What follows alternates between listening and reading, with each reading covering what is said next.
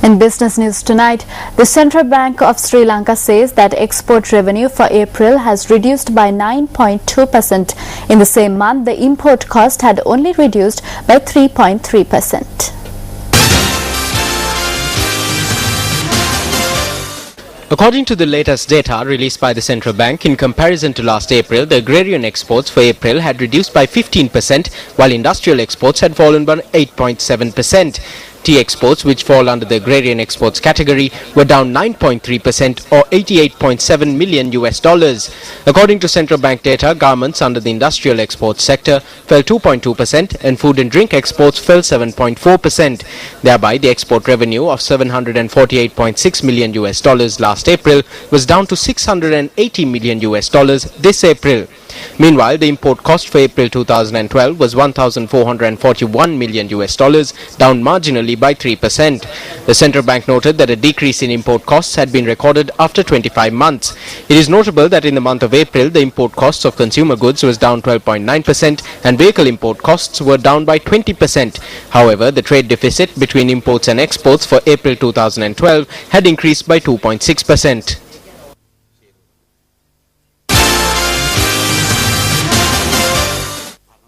The selling rate of the US dollar rose to 133 rupees and 55 cents today. According to the exchange rates released by the Central Bank of Sri Lanka today, the buying rate was 129 rupees and 95 cents.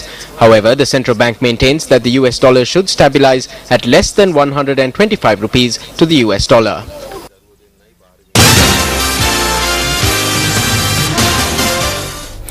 The Consumer Affairs Authority has arrested 27 traders who had not adhered to the crate rule when transporting vegetables and fruit. Chairman of the authority, Rumi Marzuk, stated that these persons were arrested during raids carried out in Colombo and the suburbs. However, representatives of the Colombo Manning Market said that none of the traders who transported vegetables to the Manning Market had been arrested. The chairman of the Consumer Affairs Authority stated that the arrested traders would be produced before courts and that such raids will continue. The regulation making the use of plastic or wooden crates compulsory for the transport of certain vegetables and fruits was implemented with effect from yesterday. We do not receive reports of any arrests at the Manning Market. If there was any such incident, we would have been informed. The union also made a request from Minister Johnston Fernando. The minister postponed implementing this rule for 3 months and now all of a sudden they say that they are carrying out raids and imposing fines. Nowhere in the world are fines imposed on the transportation of vegetables. If this continues, the supply of vegetables to Colombo would be disrupted. So we request the minister to provide a permanent solution to this issue. Meanwhile, our correspondent stated that traders and farmers arrived at the Dambulla Economic Centre with their produce packed in sacks and polythene bags. A vet and an employee of the Dehiwala Zoo who were arrested recently over the disappearance of skulls of a lion, jaguar and leopard and the possession of 2 teeth of a lion have been released on bail. The suspects were released after they were produced before Mount Lavinia Additional Magistrate Ruchira Valivatta today. The skulls of a lion, jaguar and a leopard which were in a freezer at the zoo disappeared recently. While the Dehiwala police arrested an employee of the zoo, following interrogation, a vet at the hospital was also arrested. The vet had in her possession 2 lion teeth. The suspects who were remanded last Saturday were released on cash bail of 7,500 rupees and 2 sureties of 30,000 rupees each today. Meanwhile, the magistrate ordered the animal skulls to be examined by a veterinarian at the Peradeniya University and a report to be submitted on the 10th of July.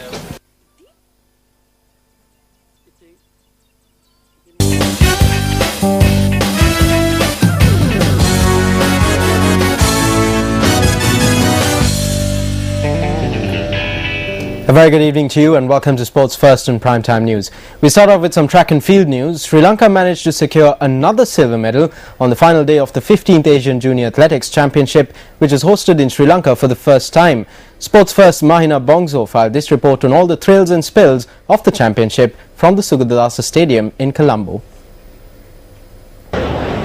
It was an action-packed day on the final day of the 15th Asian Junior Athletic Championships here at the Sugadadasa Stadium in Colombo. Now Sri Lanka came out on top in the women's point to 400 meters event when they bagged silver in the event after Kazakhstan took gold and India took bronze. Sri Lanka recorded a time of 3 minutes 46.76 seconds, and the team was made up of Nadishani Henderson, Shivanti Ratnayaka, BMSK Kumari and PB Hansini. It was a tough challenge for the Sri Lankans, but they fought very hard to come out with silver medals today. A moment of exceptional sportsmanship was also displayed today, and that was in the men's 10,000 meter race walk event when China's Zhang Zi, who came in third, gifted his pair of spikes to Sri Lanka's Pradeep Madhushankar, who hails from Tissa Maharama. So it was a very touching moment, and a moment that really speaks about sportsmanship in a major championship like this one. Now Pradeep Madhushankar did share his joy with Sports Fest. After the race, the Chinese athlete congratulated me and presented these shoes to me. I am very happy. I can't believe I got these shoes.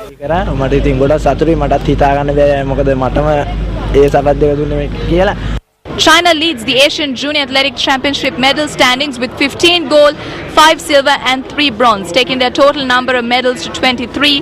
Chinese Taipei are in second and India are in third. Sri Lanka has finished 7th with 2 golds, 2 silver and 2 bronzes, taking their total medal tally to 6. Also talking about the championship saw 1 Asian record being established and 7 meet records being established during this past 4 days. This is Mahina Bongso reporting for Sports Fest. Well, thank you, Mahina, for that comprehensive report. Moving on to news from the cricket field, Sri Lanka cricket captain Mahela Jayawardene said that left-arm spinner Rangana Herath will not play in the remaining 3 one-day internationals against Pakistan owing to an injury. Addressing a media briefing today, the Sri Lankan skipper said that spinner Sajeewa Weerakorn will replace Rangana Herath. The third one-day international of the 5-match series between Sri Lanka and Pakistan will be played as a day-night encounter at the R. Premadasa Stadium in Colombo tomorrow. Rangana had an operation soon after the England series. Both his knees were operated, a keyhole surgery. So we anyway decided that he'll only probably play maximum 2 or 3 games in this series, because after an operation it's always tough for somebody to come back immediately.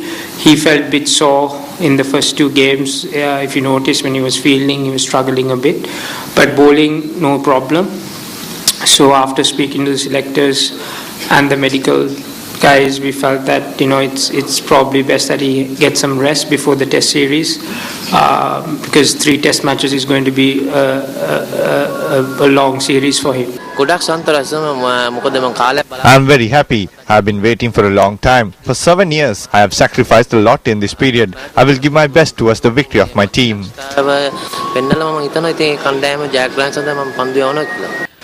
Meanwhile, Pakistan skipper Misbah-ul-Haq said that leg-spinning all-rounder Shahid Afridi and right-arm fast bowler Mohammad Sami are doubtful for tomorrow's encounter.